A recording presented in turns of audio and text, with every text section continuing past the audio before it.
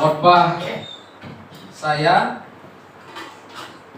berseri yaitu ucapan bahagia dari Matius pasal yang kelima, dan kita sudah menyelesaikannya. Dan hari ini saya akan memulai khotbah berseri berikutnya, yaitu 7 ucapan Yesus di dalam Injil Yohanes. 7 ucapan Yesus di dalam Injil Yohanes.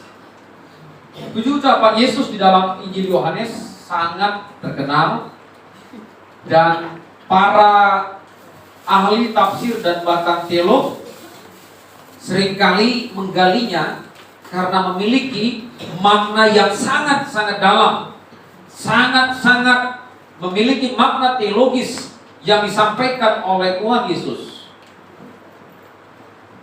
Maka biasanya disebut sebagai 7 ucapan akulah, yang di dalam bahasa Yunani disebut ego eimi. Ego eimi. Akulah dia. Secara sederhana, ego eimi itu artinya akulah dia, dan bisa juga berarti akulah. Saudara yang kasih Tuhan, di dalam PL juga banyak berkata akulah Tuhan. Tetapi menariknya di dalam Yohanes 7 perkataan ini ya memiliki makna yang spesifik dan unik yang dilontarkan oleh Tuhan Yesus. Dan hari ini kita akan membahas yang pertama, yaitu akulah roti hidup. Nah, di dalam Perjanjian Lama ketika firman Tuhan berkata akulah Tuhan Allahmu, ya, akulah Yahweh.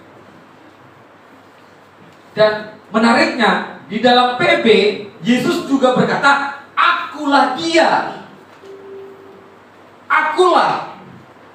Dan tidak ada nabi-nabi besar manapun yang berani berkata akulah dia. Hanya Yesus yang berkata akulah dia, akulah.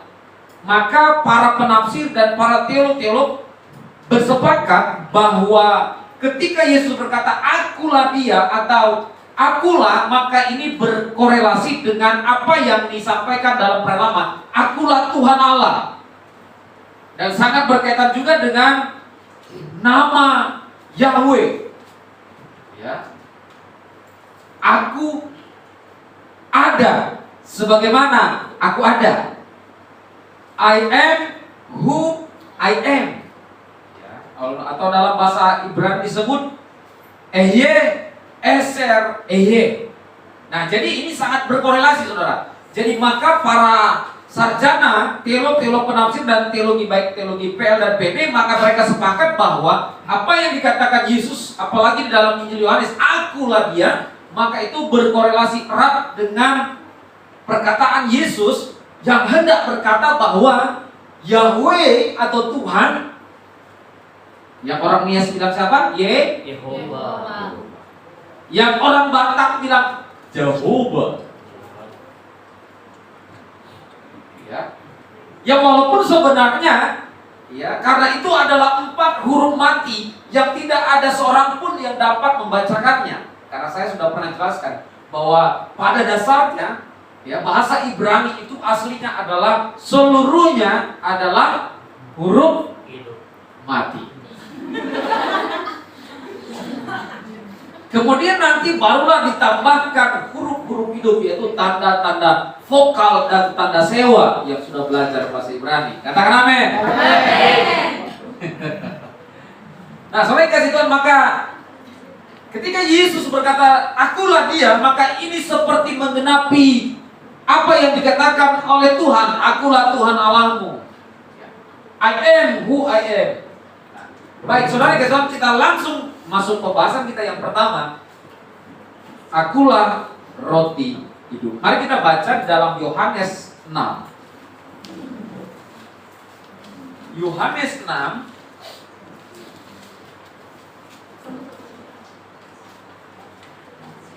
ayat 32 sampai 35 ini panjang sebenarnya, tetapi kita bacakan beberapa ayat penting saja.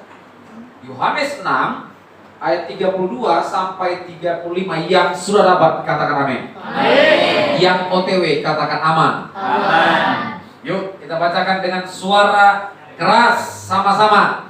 2, 3, ya. Maka kata Yesus kepada mereka, aku berkata kepadamu, sesungguhnya aku bukan Musa yang memberikan roti dari surga, melainkan Bapakku yang memberikan roti yang benar dari surga.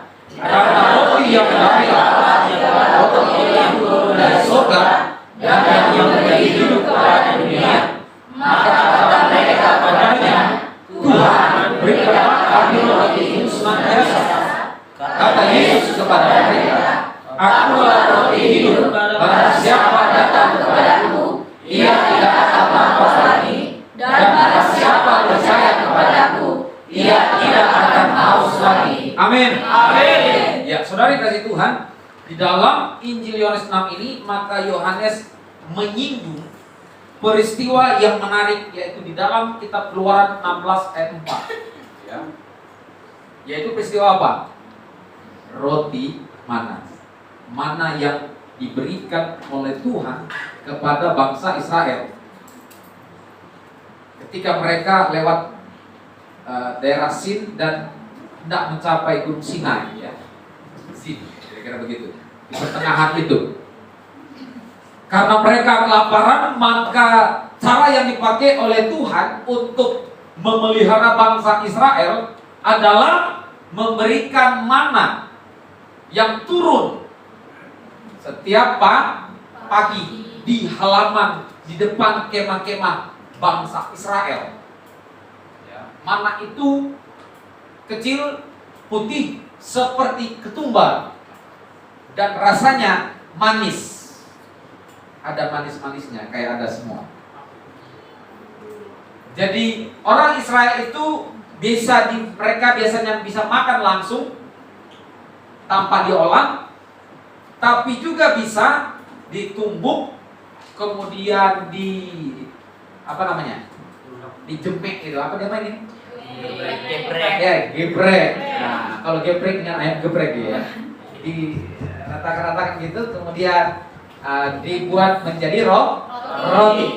Nah, banyaklah cara-cara orang memasaknya. Yang pasti itu ketika dimakan ada manis-manisnya. Tetapi beberapa versi lain katakan itu hambar, makanya mereka teriak, Tuhan berikan kami daging. Karena mereka bosan. Tiap hari makan apa? Mana. Itu mulu, itu lagi. Bosan Tuhan. Selama 40 tahun itu Tuhan sediakan. Akhirnya Tuhan juga sediakan apa? Daging dari burung puyuh yang ditiupkan oleh angin. Jadi mereka tinggal ambil, masak, dan mereka makan daging karena sudah bosan makan mana. Makan daging senang sekali. Wah, luar biasa. Bosan juga. Memang demikianlah prinsipnya manusia. Ya, gampang bosan. Dan memang makanan apapun di dunia ini, kalau itu aja yang dimakan, itu terus gitu ya, lauknya itu terus bosan. Ada yang berkata, oh enggak Pak, kalau daging babi bakar panggang pasti enggak bosan. Itu karena Anda belum pernah coba itu terus dimakan selama sebulan. Ya. Kalau pagi, siang, malam, pagi, siang, malam, pagi, siang, malam, pagi, siang, malam itu terus selama sebulan, maka Anda akan bosan. Ya, karena tidak ada di dunia ini makanan apapun yang tidak bosan. Aktivitas apapun yang paling enak di dunia ini bisa bosan. Anda pergi ke tempat yang paling indah dimanapun, yang menurut Anda paling indah nyaman, Anda bosan. Ketika Anda mau pergi ke suatu tempat, semangatnya luar biasa. Ketika sudah 3 jam, bosan. Itulah memang pada prinsipnya kita manusia. Semua yang berkaitan dengan aktivitas kehidupan manusia, kalau itu dilakukan secara monoton, pasti membosankan. Tidak ada yang tidak membosankan. Bosan. Nah, saudara kasih Tuhan, maka bangsa Israel pun akhirnya mengeluh lagi. Jadi pekerjaan bangsa Israel itu sering mengeluh selama 40 tahun di padang gurun. Nah, kitab Yohanes menghadirkan cerita itu, ya, menghadirkan cerita itu kepada bangsa Israel yang ada dalam pelayanan Yesus. Kisah ini, saudara, bercerita di mana Yesus telah memberikan makan begitu banyak orang, yaitu 5.000 orang, itu hanya dihitung yaitu laki-laki saja. Mereka semua makan. Dan akhirnya ada begitu banyak orang yang datang berbondong-bondong kepada Yesus, ya, mencari Yesus. Mencari Yesus bukan karena pengajarannya. Mencari Yesus bukan karena melihat tanda yang dilakukan Yesus dan akhirnya percaya. Mencari Yesus karena, nah inilah yang ditegur oleh Tuhan Yesus. Ayat 26. Aku berkata kepadamu, sesungguhnya kamu mencari aku bukan karena kamu telah melihat tanda, melainkan karena kamu telah makan roti itu dan kamu kenyang. Jadi saudara yang kasih Tuhan, kondisi bangsa Israel secara ekonomi pada waktu itu memang sulit. Untuk mendapatkan makanan yang layak, hanya segelintir saja. Ada begitu banyak orang yang hidup di bawah garis kemiskinan. Susah, karena bangsa Israel itu dikuasai oleh Romawi. Dan sudah dikuasai oleh bangsa Romawi, maka mereka pun diminta pajak, sehingga mereka semakin banyak yang miskin. Banyak yang mereka lihat bahwa Yesus dapat memberikan makan, maka ini merupakan kesempatan. Datang kepada Yesus, dapat apa? Makan. Memang aktivitas makan itu memang enak, walaupun tadi saya katakan bisa juga membosankan. Kalau menu yang paling enak menurut Anda apa? Nasi panggang. Panggang. Ada lagi? Apa? Ayam. Krep. Ada yang spaghetti. Ada sate Padang. Ada jengkol rendang Padang. Nah, ini udah tadi. Ada bakmi. Ada isinya B2. Kalau makanan khas orang Nias apa? Artinya apa? Nah, itu sudah tadi ya. Orang Kalimantan apa? Koyak. Orang Jawa makanan khasnya apa? Cek. Banyak. Kalau Bengkulu makanan khasnya apa? Tekoyak. Kalau orang Halmahera makan khasnya apa? Mana orang Halmahera?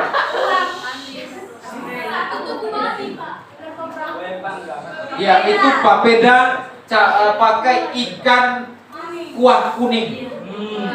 Ya, itu enak sekali, pakai sambal. Dan makannya pakai ya sendok juga ya, bisa pakai sumpit juga. Itu mereka paling suka dan paling enak. Nah, saudara, makanan orang Israel, kalau makanan pokok di Indonesia itu makannya nasi, papeda itu dari apa? Sagu. Kalau orang Timur itu jagung bose. Orang timur tuh makanannya jagbo sih hari-harinya. Ya. Terus kalau orang Papua, ya papeda juga, tapi mereka sering makan ubi, singkong, ya, dan pisang juga mereka bakar. Inias juga sering begitu. Ya, pohon pisang banyak subur, direbus, dibakar. Ya, terus kemudian singkong direbus atau dibakar. Simpelnya dibakar, selesai dimakan.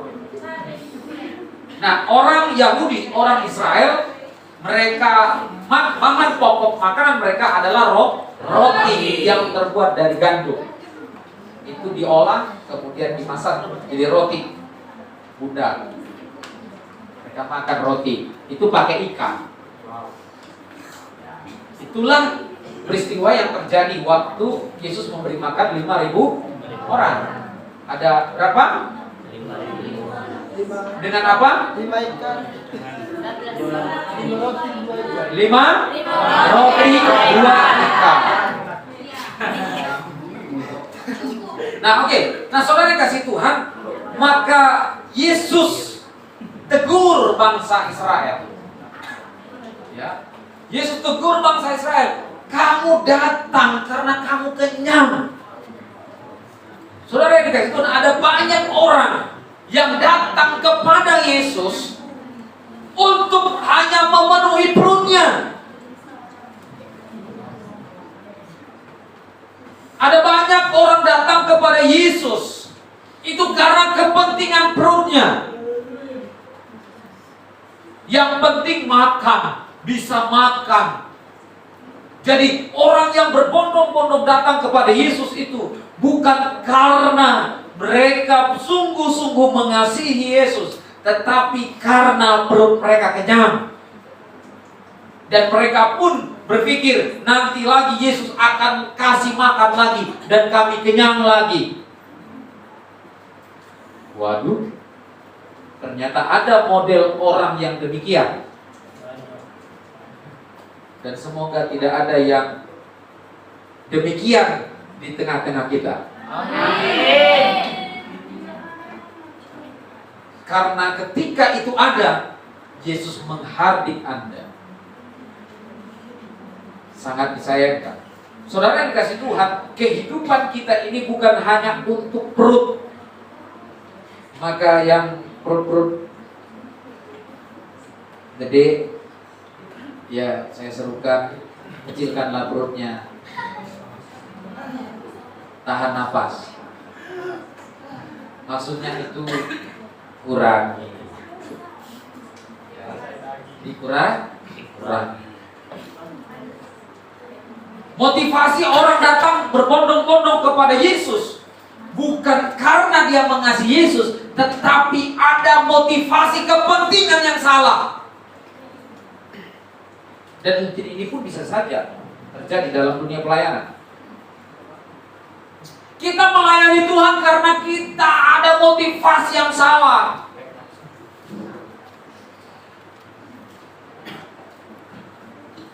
Kita datang dengan motivasi yang Tuhan sangat-sangat tidak suka. Kita datang bukan dengan hati yang tulus, benar-benar mengasihi Tuhan kita Yesus. Dan itu hanya yang tahu adalah Tuhan dan kita sendiri.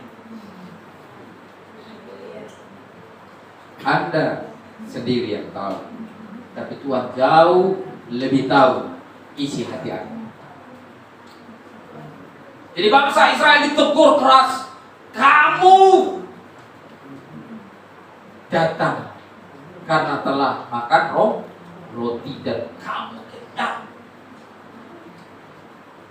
Nah, saudara dikasih Tuhan, maka Yesus menghardik mereka dan Yesus berkata, bekerjalah bukan untuk makanan yang dapat binasa. Melayanilah bukan untuk mendapatkan hal yang sia-sia, hal yang duniawi. Bekerjalah, melayanilah dengan sungguh-sungguh. Bukan untuk makanan yang dapat binasa. Saudara yang dikasih Tuhan, kita manusia ini ada dua unsur yang harus terpenuhi.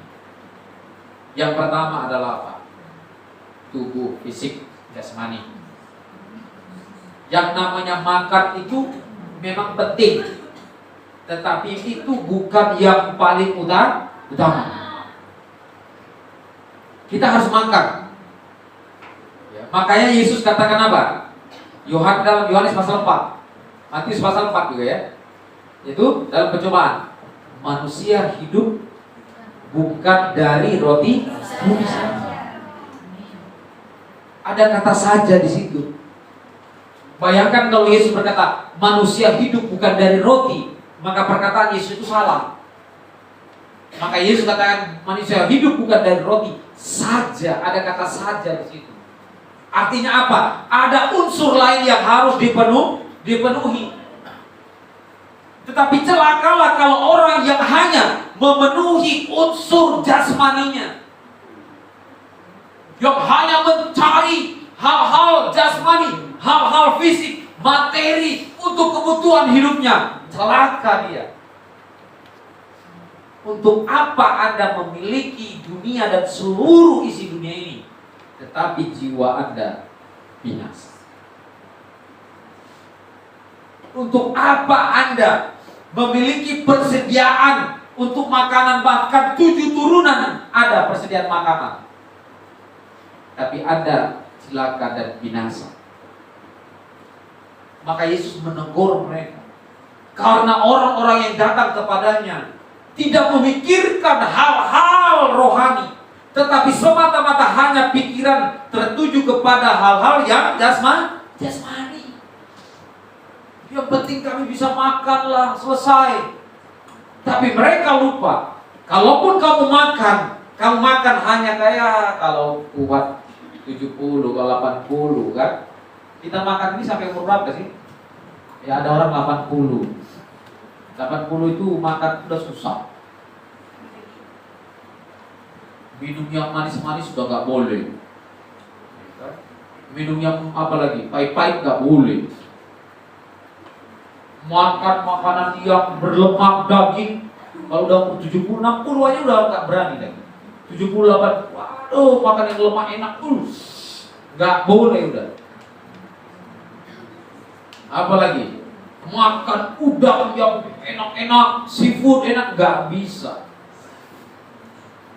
Makan apa lagi yang enak? Semua makanan yang enak-enak. Kalau udah umur 60, 70, 80, apalagi 80, Anda hanya dikasih makan apa? Bubur lagi. Balik lagi ke settingan yang awal. Seperti bayi. Bayangkan. Kalaupun ada yang berani makan sembarangan, wah, umur 70, makan sembarangan, siap-siap. Rumah sakit menanti Anda. Makanya banyak juga kalau suami istri, kalau ada suaminya atau istrinya dia makan mau di pesta gitu kan, ya dia makan lemak, makan. Datang istrinya, "Pak, ingat umur, ingat kesehatan ya." Dia dengan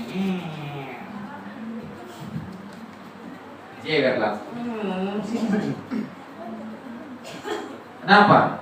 Karena nanti kalau sakit, suaminya atau istrinya yang pusing ngantar ke rumah sakit. Sakit gula, sakit stroke, darah tinggi, kolesterol. Yang paling parah lagi apa? Ini, seol. Ada apa ya? Saudara-saudara, bicara tentang makanan, ya, salah satu sumber penyakit yang paling besar adalah sumber ya menyalahgunakan ini, mulut. Hati-hati. Salah gunakan mulut ya, maka seluruh tubuh jadi korban. Terlalu too much, terlalu banyak makan,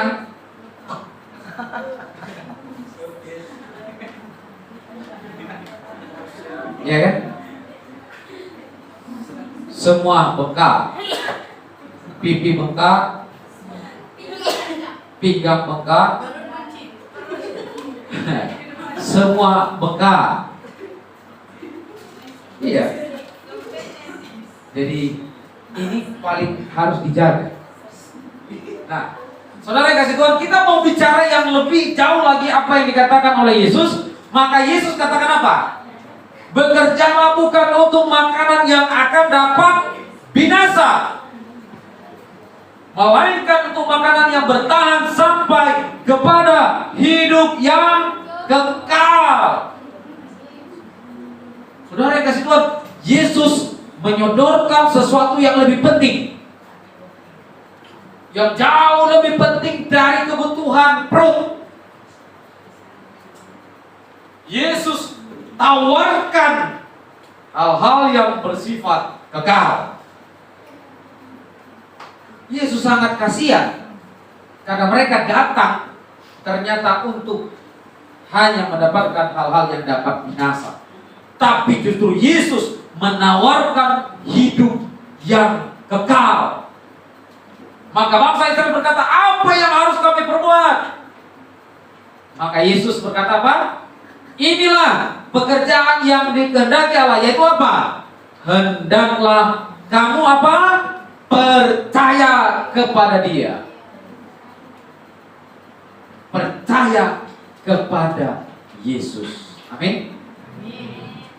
Saudara yang kasih Tuhan, orang Israel pada zaman Yesus hidup itu begitu banyak melihat tanda-tanda, saudara. Bukan kayak kita sekarang. Mereka hidup melihat tanda yang dilakukan oleh Yesus langsung, tapi sulit untuk percaya.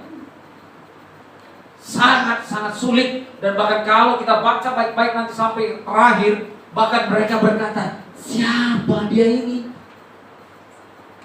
Bukankah dia ini ibunya adalah ibu dan bapaknya ada di tengah kita? Ayat 42. Bukankah dia ini Yesus, anak Yusuf? Bagaimana mungkin ia berkata, ia telah turun dari surga? Waduh, luar biasa. Saudara yang dikasih Tuhan, inilah problem yang paling besar. Problem yang paling besar adalah ada begitu banyak orang yang sulit untuk percaya kepada Yesus.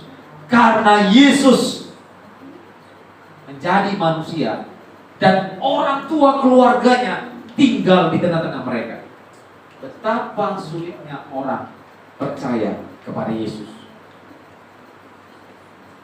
Yesus lahir, orang tuanya bukan hidup dalam kerajaan. Saudara, kalau Anda melihat orang yang lahir dari kerajaan, pasti cepat silau. Apalagi kalau mobilnya mewah, kaya, banyak duit, cepat Anda silau. Itulah manusia. Manusia seringkali memandang apa? Duit, materi, hal-hal jasmani. Yang di pikirannya itu duit, materi, harta, orang kaya.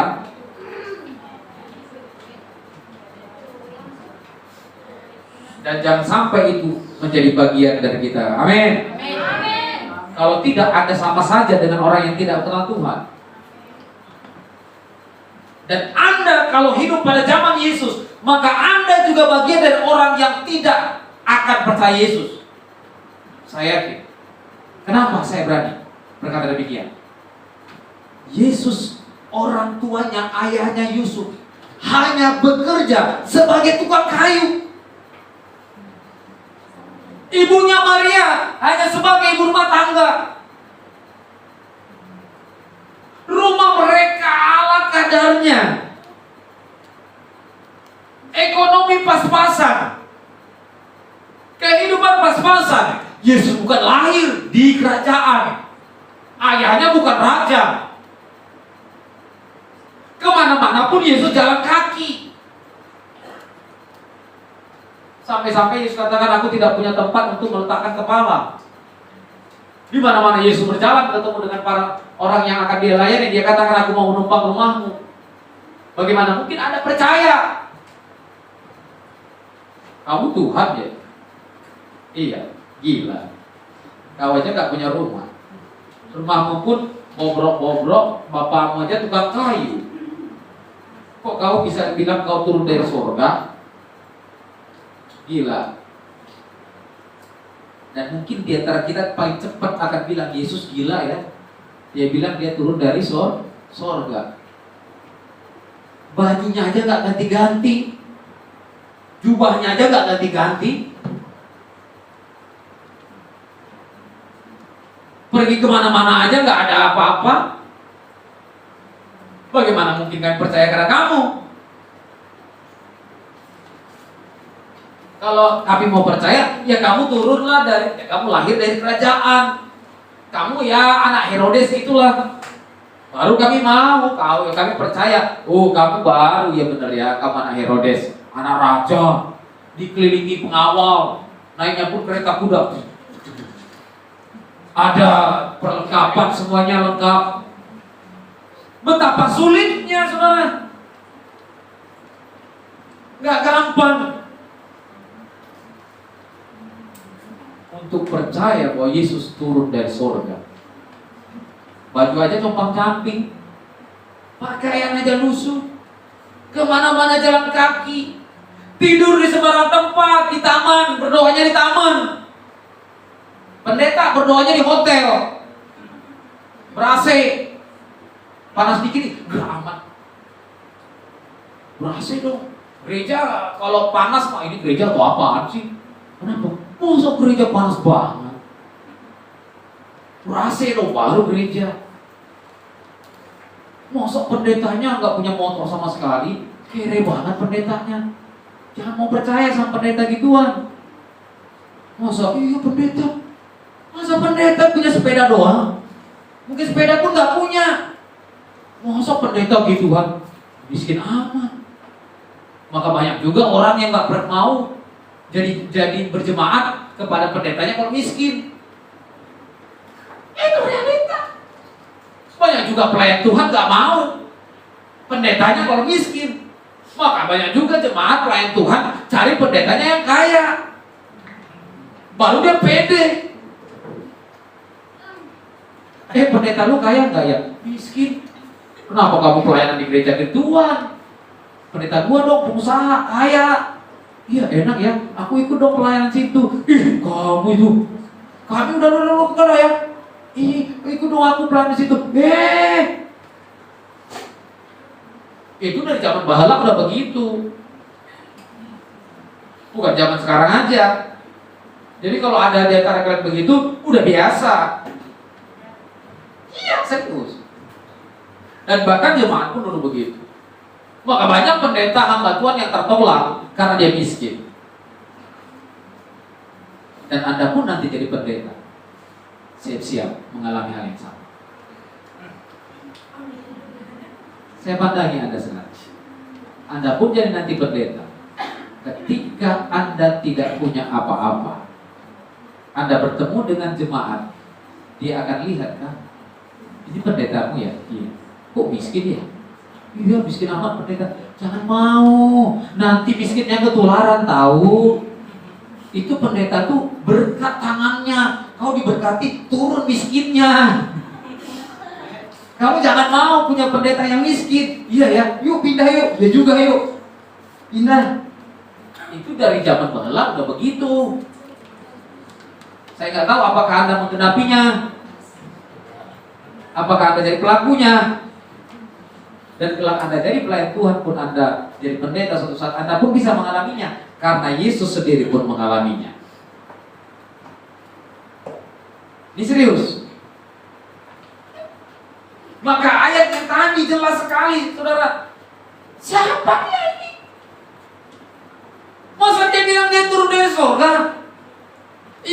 aja bersama kita. Dia ini anak Yusuf, tukang kayu bapaknya. Bagaimana mungkin dia turun dari surga? Pakaiannya aja gembel, sepatunya aduh udah hampir rusak. Ini serius, saudara. Maka banyak orang yang menolak apa yang dikatakan oleh Yesus ketika dia katakan apa? Akulah roti yang hidup yang turun dari surga. Orang tolak. Siapa kamu? Kamu turun dari surga. Dan kalau Anda baca baik-baik nanti ayat 60 sama-sama, saya ingin bacakan sama-sama ayat 60 supaya Anda lihat bagaimana situasi yang terjadi.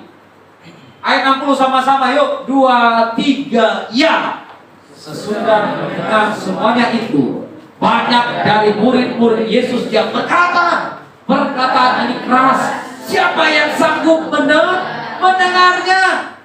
Ayat 66 sama-sama dengan kuat. 2, 3, ya. Mulai dari waktu itu banyak murid-muridnya mengundurkan diri dan tidak lagi mengikut dia. Gak mau lagi ya? Mosok dia bilang dia turun dari surga? Gak percaya? Itu yang pertama. Yang kedua, saudara, yang membuat Yesus ditolak ketika dia katakan apa? Kita baca ya. Ayat yang ke 35. Sama-sama 2, 3 ya. Kata Yesus kepada mereka, akulah roti hidup. Barang siapa datang kepadaku, ia tidak akan lapar lagi. Dan barang siapa percaya kepadaku, ia tidak akan haus lagi. Loh, bagaimana mungkin kami akan memakan kamu? Emang kita kanibal? Makan orang? Mereka bingung. Barang siapa aku roti, barang siapa tidak ya, makan roti itu, dia tidak akan hidup kekal. Barang siapa makan roti itu, maka dia hidup kekal. Akulah roti hidup itu. Nah, berarti kami harus makan kamu dong. Emang kita kanibal? Maka mereka itu gak masuk akal. Masa kita harus makan daging dia dan minum darahnya Yesus? Waduh, bagaimana ini? Mereka bingung. Dan banyak yang menolak. Ini yang kedua. Ketika Yesus katakan, ya, kau harus makan dan minum. Ya, ayat yang tadi yang ke ya, barang siapa ya datang kepadaku ia tidak lapar, dan barang siapa percaya bahwa ia tidak akan haus. Sebenarnya kata kunci yang paling penting yang Anda harus garis bawahi di situ adalah datang dan percaya. Garis bawah. Jadi murid-murid pada waktu itu dan bangsa Israel pada waktu itu tidak terlalu jeli apa yang dikatakan oleh Yesus. Padahal kata kuncinya ada di sana. Datang dan percaya. Bukan makan Yesus, kanibal, minum darah, bukan. Makan daging mentah Yesus, bukan. Kata kuncinya justru ada di ayat yang ke-33. Ya. Ayat 36 tadi ya. 35 yaitu datang dan percaya. Saudara yang kasih Tuhan, untuk mendapatkan hidup yang kekal, ya, memang tidak bersyarat. Tapi Yesus jelas katakan apa? Datang dan percaya. Datang dan percaya kepada Yesus. Bukan datang dan percaya kepada makanan yang telah kita terima. Kalau kita ini hubungkan dengan Matius 6 ayat 33, ini akan berkorelasi juga. Carilah dahulu kerajaan Allah dan kebenarannya, maka semuanya itu akan ditambahkan kepadamu. Cari Yesus, datang dan percaya kepada Yesus. Itulah kunci kehidupan yang kekal. Saudara dikasih Tuhan, dari sini kita belajar bahwa yang pertama, Yesus itu roti hidup, harus dihampiri dengan motivasi yang benar. Amin. Yang kedua, carilah dahulu Yesus. Jangan cari yang lain. Utamakan datang kepada Yesus. Dan jangan sampai tidak percaya. Dan yang ketiga, Yesus yang datang dalam kerendahannya. Yesus yang adalah Allah yang menjadi manusia, sama seperti kita, dengan penuh dengan kesederhanaan itu. Terimalah dia di dalam hati. Amin. Amin. Jangan pernah mengukur kehadiran Yesus dengan kegilang-gemilangan. Ketika kita mengukur Yesus dengan gilang kegemilangan, maka kita akan jatuh sama seperti orang Yahudi yang menolak Yesus. Kita juga sama seperti ahli Taurat dan orang Farisi, orang Yahudi yang lainnya, yang melihat Yesus yang berkata bahwa dia Mesias. Kamu Mesias, kayaknya kamu bukan Mesias. Mereka mengharapkan Mesias, Yesus yang dari keturunan Raja Daud, yang gilang gemilang, yang hebat, yang penuh dengan keperkasaan dan mengalahkan semua musuh, sama seperti nenek moyang mereka Daud yang dapat mengalahkan musuh. Dan kerajaan Israel tegak berdiri, kaya, hebat, tidak ada dapat yang mengalahkan. Dan itu semuanya berkaitan dengan hal-hal jasmani, fisik, hal-hal materi. Tapi justru Yesus datang memberikan kehidupan yang kekal. Amin. Saudara, hari ini kita belajar makna dari Yesus berkata, "Akulah roti." Terimalah roti hidup dengan ketulusan hati. Amin. Kita berdoa. Bapa di surga, terima kasih Tuhan. Kami pada hari ini merenungkan makna perkataan Yesus, "Akulah roti hidup." Mampukan kami, Tuhan, tolong kami agar kami memahami. Berkati kasih semua seluruh mahasiswa semester 2, semester 4, semester 8. Mampukan tolong kami untuk memahami kebenaran firman Tuhan. Hanya di dalam nama Tuhan Yesus kami berdoa. Haleluya. Sama-sama katakan amin.